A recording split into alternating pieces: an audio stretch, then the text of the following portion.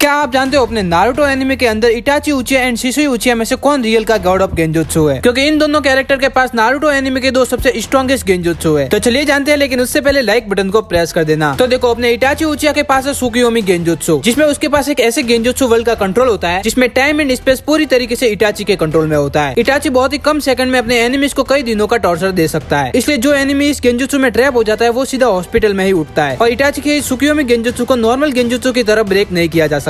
वही दूसरी तरफ है शिसुई का कोतो अमात्सुकामी गेंजुत्सु। इस गेंजुत्सु के अंदर एनिमी को एक ऑर्डर दिया जाता है जिसका वो हमेशा पालन करता है। जैसे इटाची ने फोर्थ गेट निंजा वॉर में शिसुई के कोतो अमात्सुकामी गेंजुत्सु को अपने ऊपर कास्ट किया था, तब उस गेंजुत्सु में उसे ऑर्डर दिया गया था कि वो लीव विलेज को बचाए। और यही कारण है कि कोतो अमात्सुकामी गेंजुत्सु की वजह से इटाची काबुटो के कंट्रोल से फ्री हो पाया था। तो तुम समझ सकते हो कि अपना खुद इटाची उचिया भी शिसुई के गेंजुत्सु के अंडर काम कर रहा था, और शायद से शिसुई के कोतो अमात्सुकामी गेंजुत्सु को ब्रेक करना लगभग इम्पॉसिबल है। इसलिए पावर के मामले में शिसुई उचिया का गेंजुत्सु इटाची के गेंजुत्सु से बहुत ज्यादा पावरफुल है। लेकिन एक चीज में अपना शिसुई इटाची से पीछे रह जाता है, और वो है इनका लगातार यूज। इटाची उचिया अपने सुकियोमी गेंजुत्सु को कई बार यूज कर सकता है, लेकिन शिसुई के इस कोतो अमात्सुकामी गेंजुत्सु को कास्ट करने के बाद 10 साल का टाइम लगता है इस टेक्निक को फिर से रिचार्ज होने में। लेकिन हाशिरामा सेंजुकी सेल का यूज करके इस टाइम को कम किया जा सकता है, लेकिन ऐसा करना एक तरीके से चीटिंग होगी। इसलिए इटाची एंड शिसुई के डेली इन गेंजुत्सु को यूज करने की बात आए तो इसमें इटाची उचिया गॉड ऑफ गेंजुत्सु कहा जाएगा। लेकिन वही दूसरी तरफ अगर हम इन गेंजुत्सु की पावर की बात करें तो वह अपना शिसुई गॉड ऑफ गेंजुत्सु कहलाएगा।